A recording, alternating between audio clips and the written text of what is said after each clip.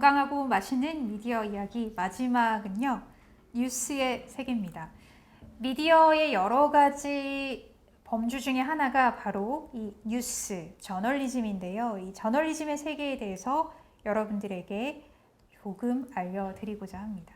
네, 우선 뉴스룸, 편집국의 하루가 어떠한지 여러분들께 간략하게 소개를 해드리고자 하는데요. 우선 제가 일했던 곳이 신문사였던지라 신문 중심으로 여러분들에게 편집국의 하루를 설명해 드리고자 합니다. 우선은 저 같은 일선 기자들이 일을 보고 일보를 올려요. 올리는 프로그램은 각 회사마다 조금씩 다른데 특정 프로그램이 있습니다. 거기다가 이제 제가 이제까 취재한 내용이나 어제까지 취재했던 내용들 혹은 뭐 정보들을 보고를 하는 거죠. 이러이러한 내용이 있었고 여기까지 진행이 됐습니다 라고 보고를 하면 이제 그 보고를 받은 각 편집국의 데스크, 흔히 부장들이라고 하거든요. 네, 뭐 정치부나 사회부, 경제부 각 데스크들이 그 기자들이 올린 보고 내용을 가지고 회의를 합니다. 1차 회의를 하는 건데요. 여기서 뉴스가 될 만한 것과 뉴스 가치가 없는 것들을 분별해서 그리고 또 내용이 만약에 미흡하다라고 했을 때 해당 기자에게 연락을 해서 이러이러한 내용에 대해서 좀 더 알아볼 수는 없겠냐, 지금까지 또 전개된 내용은 무엇이냐라고 추가 취재 요청을 하는 겁니다. 그 전에 물론 기자들도 계속해서 데스크랑 통화를 하거나 연락을 하면서 내용을 업데이트 하겠죠. 그리고 이제 2차 일부를 또 올리면 편집국에서는 이제 점심을 먹고 오후에 2차 회의를 하게 되는 겁니다. 신문이다 보니까 요즘은 물론 디지털 온라인으로 바로 기사화되는 곳도 있지만 일단 지면이 나와야 되는 관계로 그 신문사에서는 지면한 회의를 합니다. 2차 회의를 하는데요. 사실 제가 뭐 1차, 2차 이렇게 구분을 하긴 했지만 상황이 매우 중대하거나 급박한 상황, 또 가령 뭐 남북관계 문제에 있어서 또 1분 1초가 어떻게 변할지 모르는 상황, 이런 중대 이슈가 벌어졌을 때는 사실 이 회의의 차수는 그다지 중요하지 않고 필요에 따라서 긴급 회의가 소집되기도 하고 그 각 현장에 있는 기자들은 늘 데스크와 소통하면서 새로운 내용을 계속해서 업데이트를 하게 되는 겁니다. 그리고 어느 정도 시간이 지나면 이제 기사를 작성을 해야 되겠죠. 작성을 하고 송고를 하면 데스킹이라는 과정을 거치는데요. 가령 제가 기사를 썼다고 해서 제가 쓴 기사 그대로 온라인에 노출이 되거나 아니면 신문 지면에 담기지는 않습니다.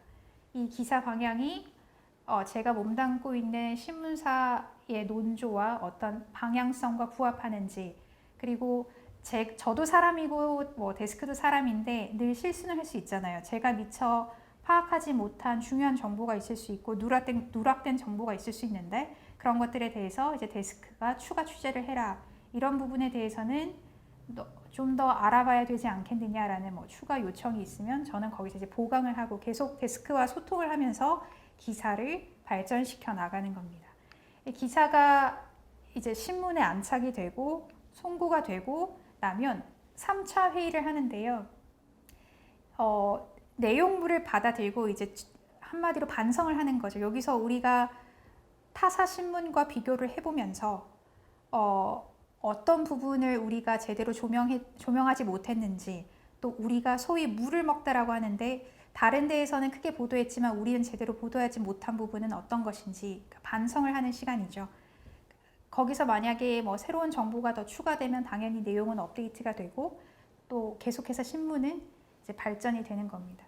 사실은 제가 이렇게 정리를 했지만 이 모든 과정이 한 번에 끝나는 게 아니고 계속 반복된다라고 생각을 하시면 됩니다. 그러니까 기자가 현장에서 보고를 하고 데스크는 그 보고된 내용에 대해서 다시 한 번 더 확인을 하고 기사 가치가 있는지 아닌지를 판단하고 또 기사가 만들어지고 내용이 더 추가가 되고 하는 그 과정들이 계속해서 반복된다라고 생각을 하시면 될 것 같습니다. 그리고 앞서 잠시 언급했듯이 신문이지만 요즘은 사실 신문으로 기사를 접하는 분은 아마 여러분들 나이대는 거의 없지 않을까 싶은데요. 네, 다들 디지털 콘텐츠, 디지털로 제작된 뉴스들을 많이 소비하고 있으리라 생각됩니다. 그래서 사실 신문사에 몸을 담고 있지만 신문 제작뿐만 아니라 여러 가지 디지털 콘텐츠의 제작에도 사실 기자들이 많이 투입이 되고 있고요.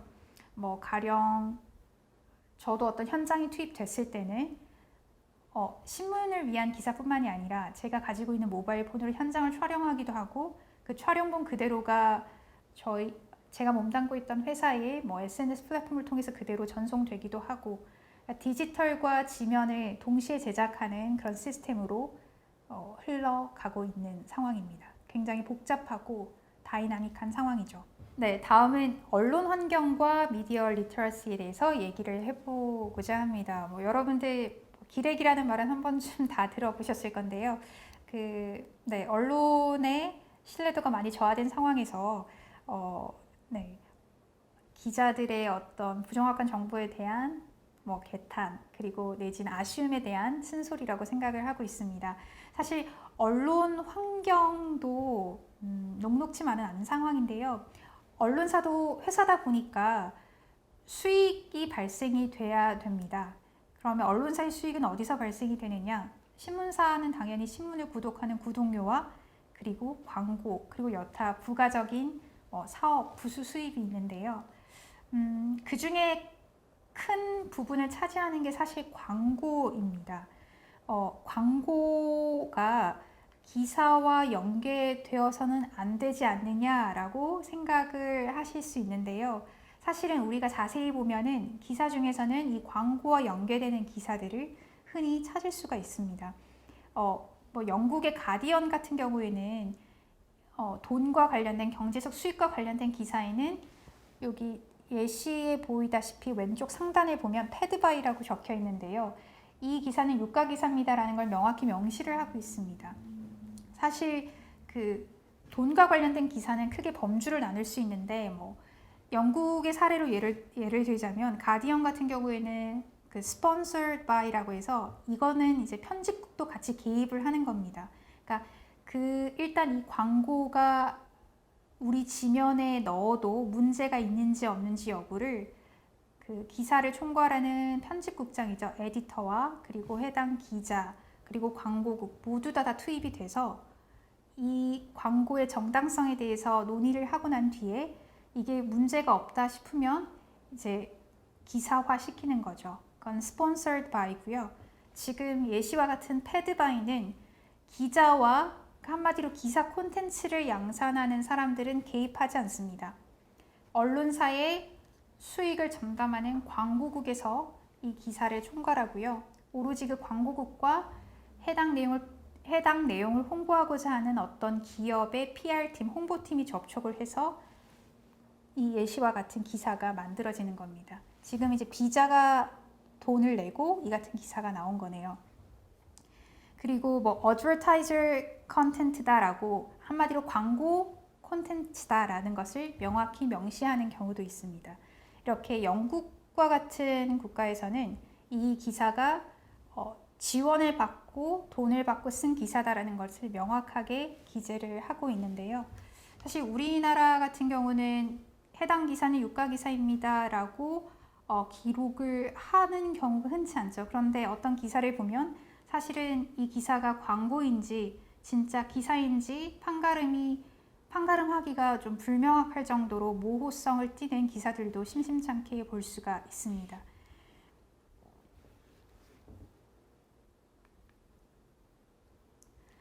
사실은 언론이 돈을 벌 수 있는 창구는 구독료와 광고라고 했는데요. 이 광고 시장도 예전과는 좀 상황이 많이 다릅니다.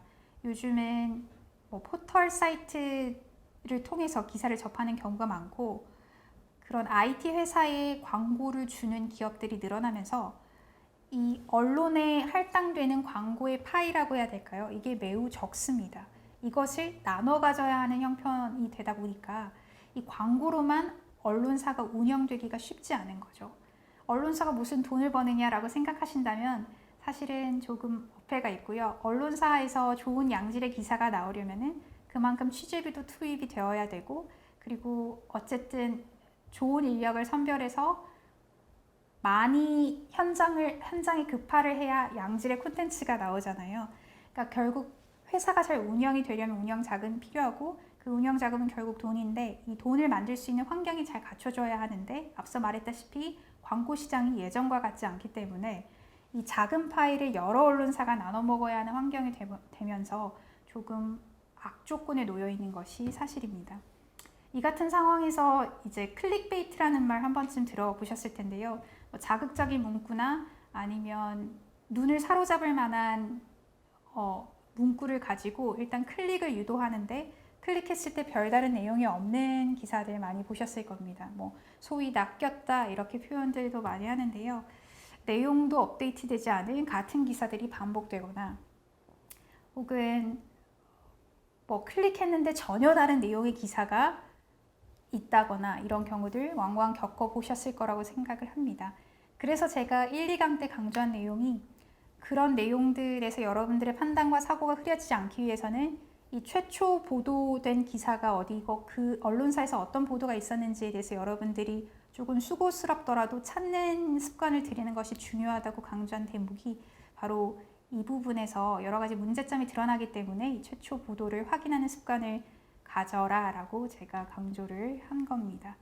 그리고 최초 보도 후에도 뭐 여타 언론사에서 동일 보도를 쏟아낼 텐데 중요한 것은 그 보도에서 새로운 사실이 추가가 됐는지 여부도 여러분들이 확인을 해야 되는 거죠. 후속 기사라고 하지만 후속이 될 만한 내용이 없는 경우도 비일비재하거든요. 그래서 후속 기사에서 후속이 될 만한 새로운 내용이 있는지도 여러분들이 확인하는 게 또 중요한 대목이라고 할 수가 있습니다.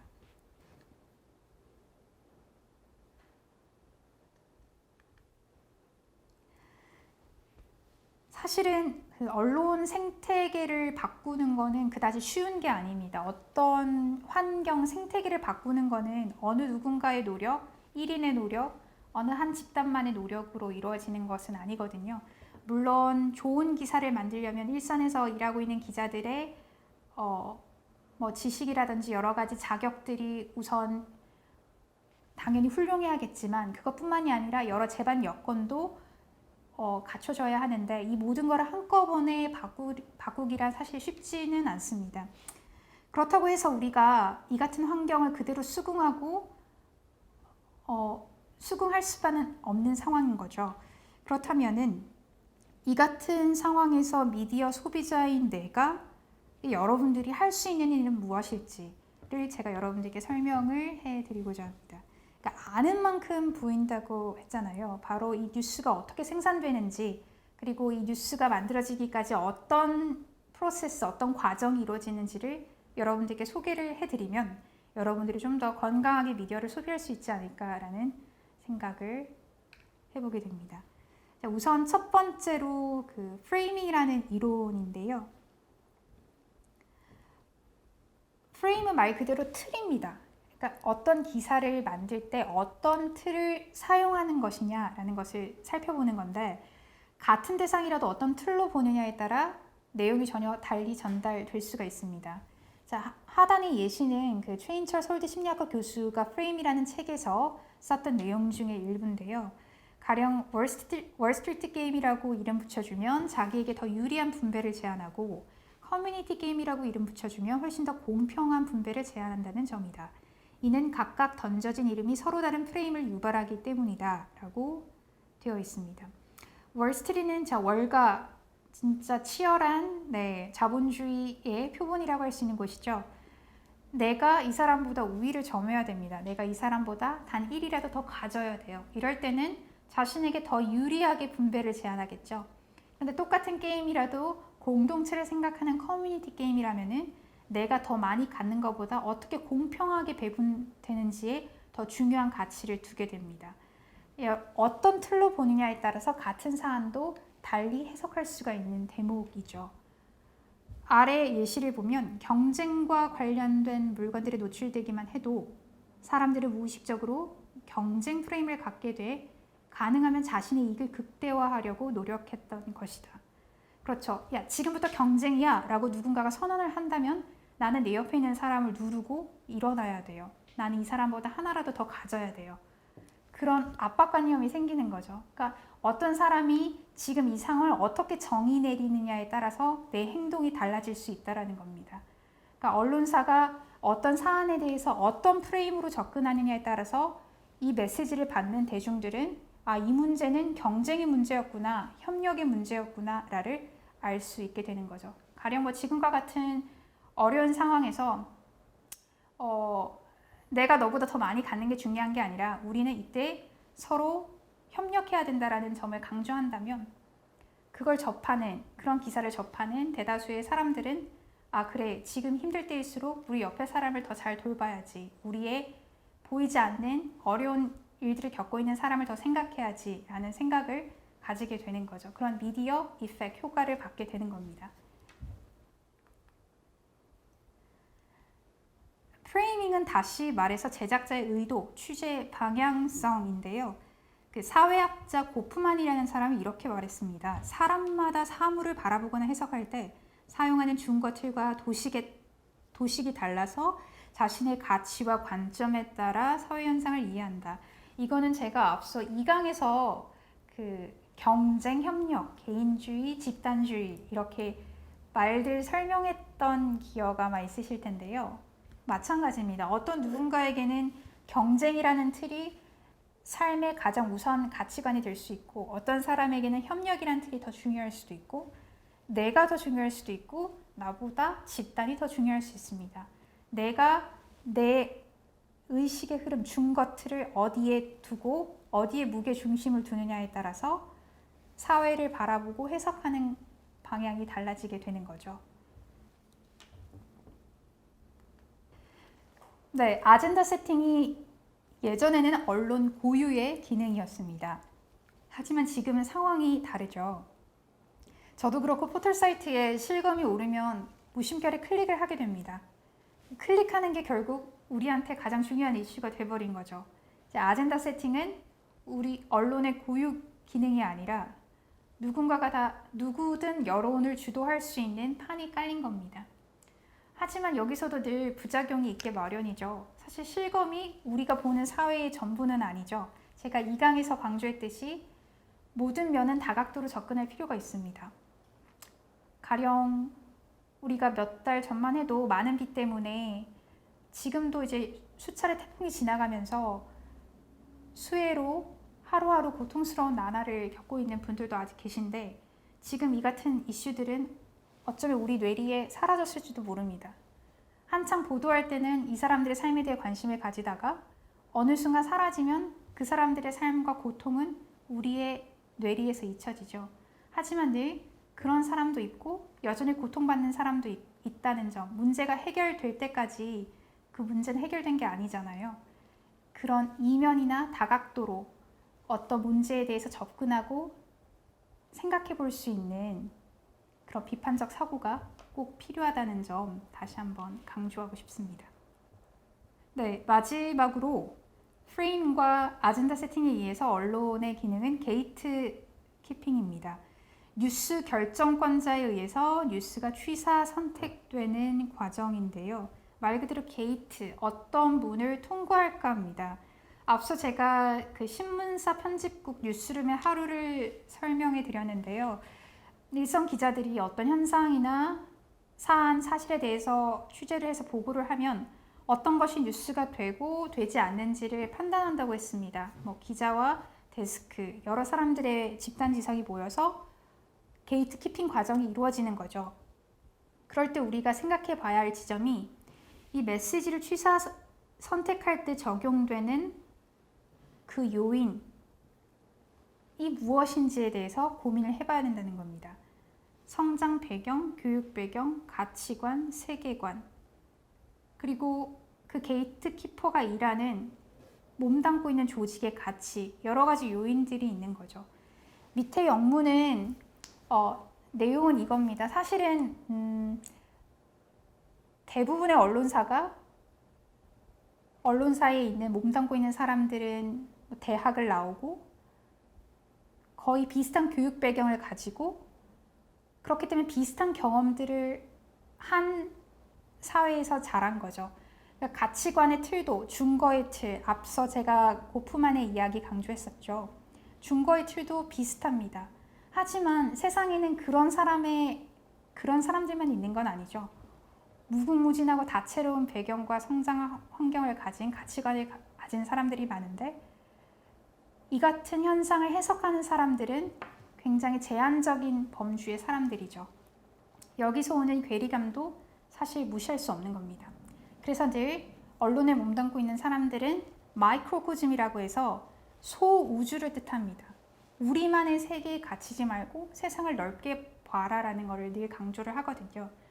너와 나는 동일한 배경, 어쩌면 비슷한 환경에서 자라서 우리가 볼 수 있는 사고의 틀은 딱 여기까지밖에 없을 가능성이 매우 높으니까 늘 이 틀을 깨고 세상을 좀 더 넓게 보는 연습을 해라 라는 것을 늘 강조하고 있습니다. 사실 이게 굉장히 중요한 대목이기도 하죠.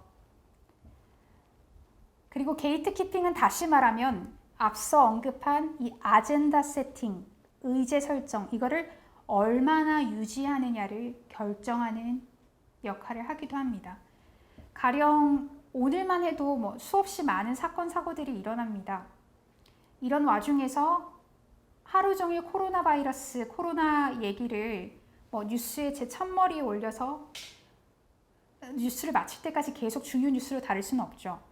무궁무진한 다른 중요한 뉴스들도 많기 때문에 이 코로나 바이러스의 뉴스를 더 이상 최우선순위로 올리지 않고 좀 그 가치를 낮춰서 이제 가져가는 겁니다. 그러니까 아젠다 세팅을 얼마나 유지하느냐, 그리고 대중의 시선을 얼마나 끌어가느냐, 이것도 게이트키핑의 역할인 겁니다. 자, 제가 프레임이나 아젠다 세팅, 게이트키핑, 뉴스가 제작되는 과정, 거기에 개입되는 이론들에 대해서 짤막하게 말씀을 드렸는데요.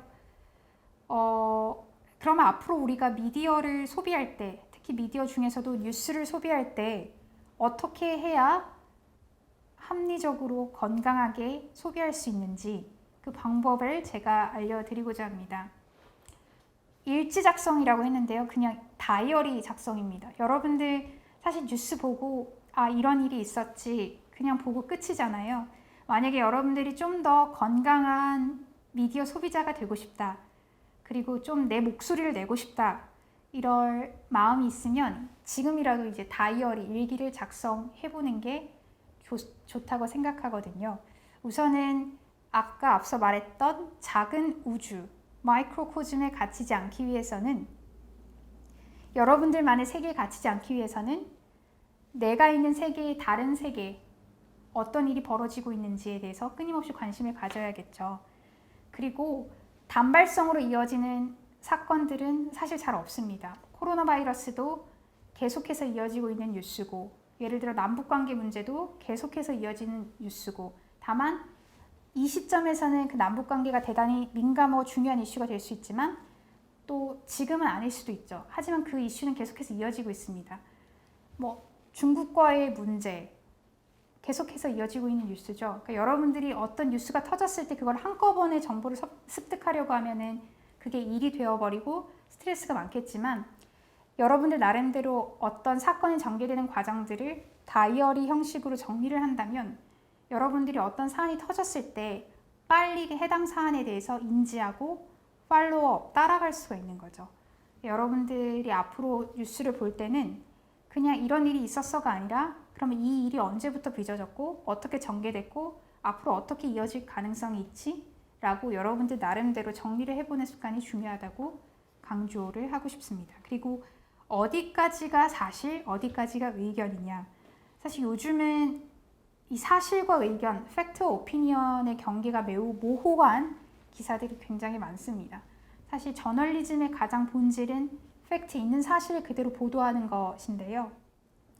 사실인지 기자의 의견인지가 모호한 부분이 있는데 여러분들이 앞으로 글을 읽거나 뉴스를 볼 때는 어디까지가 팩트고 어디까지가 해당 언론사의 의견인지 나름대로 구분하는 습관을 가지는 게 중요하다고 생각합니다. 그러니까 어떤 언론사가 어떤 팩트를 보도했다고 해서 그걸 전적으로 믿는 게 아니라 이거는 이 언론사의 가치관일 수도 있겠구나. 이 언론사가 무게중심을 주는 가치관일 수도 있겠구나.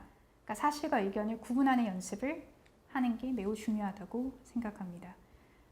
마지막은 제가 그냥 여러분들께 제안하고 싶은데요. 미디어 디톡스입니다. 사실 여러분들 일어날 때 그냥 휴대폰으로 뭐 SNS 피드를 확인한다던가 그걸 통해서 또 뉴스를 접한다던가 하루도 우리 일상생활에서 이 미디어와 떨어져 있는 때가 없는 것 같은데요. 그렇다고 해서 우리가 늘 다양한 정보를 습득하고 늘 똑똑해지는 건 아니잖아요. 미디어를 많이 접한다고 해서 많은 정보를 가질 수 있는 건 아니듯이 여러분들 나름대로 멈춰서서 생각할 수 있는 시간을 가지는 게 중요하다고 생각합니다. 뭐 어떤 정보를 접하면 그 정보를 접하고 난 뒤에 이 정보를 소화하는 과정이 필요하다고 저는 생각하거든요. 계속 클릭하고 계속 뉴스를 접하는 게 아니라 접한 정보를 앞서 언급했듯이 어디까지가 사실이고 어디까지가 주장인지, 그리고 이에 대한 나의 의견은 어떤지, 그리고 나의 뭐 앞으로 이 어떤 사안이 전개될 가능성, 이런 거에 대해서 한번 점쳐보는 거예요. 중학생이든 고등학생이든 내 수준에서 이 일은 이렇게 전개될 것 같아 라고 전망도 해보고, 나름 어떤 뉴스를 접했을 때 이거에 대해서 소화하는 과정이 좀 필요하다고 생각하는데, 그렇게 하려면 어느 순간 미디어를 조금은 멀리할 수 있는 디톡스, 해독의 시간을 가져야 되지 않을까라는 생각을 해봅니다.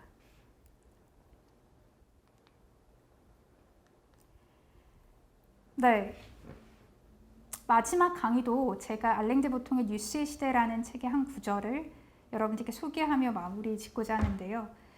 맞춤 뉴스 만들기는 이용자들이 자신에게 필요한 뉴스에 대해 고도로 성숙하고 복합적인 감각을 가지고 있을 때, 실은 오로지 그럴 경우에만 현재 뉴스 편집 시스템보다 나은 결과를 가져온다.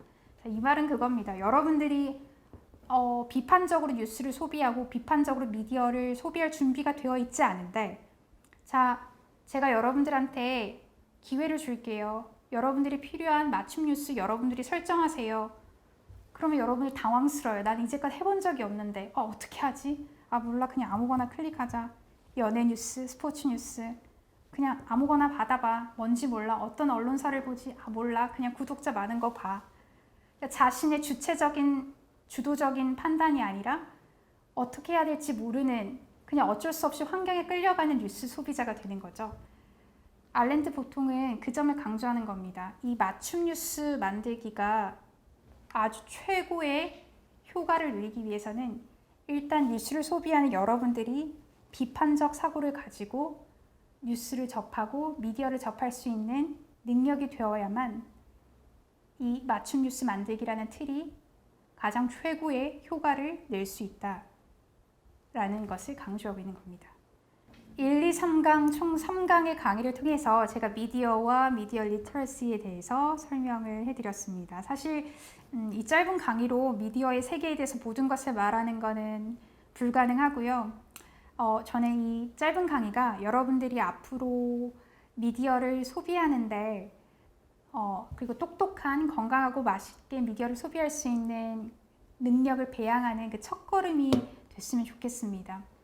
사실 비판적 사고를 하는 게 대단히 어려운 건 아닙니다. 여러분들 잠시 멈춰서서 생각하고, 그리고 그냥 yes or no가 아니라 왜 yes인지 왜 no인지 본인의 의견을 한 줄 정도라도 얘기할 수 있는, 그리고 우리가 매일 접하는 뉴스, 이 뉴스가 어떻게 만들어지고 어떻게 작동하고 이 언론의 생태계는 어떤지, 언론뿐만이 아니라 이 미디어의 생태계는 어떤지 여러분들이 주도적으로 판단할 수 있는 그런 능력, 사고, 그거의 중요성을 깨치는 계기가 됐으면 좋겠습니다.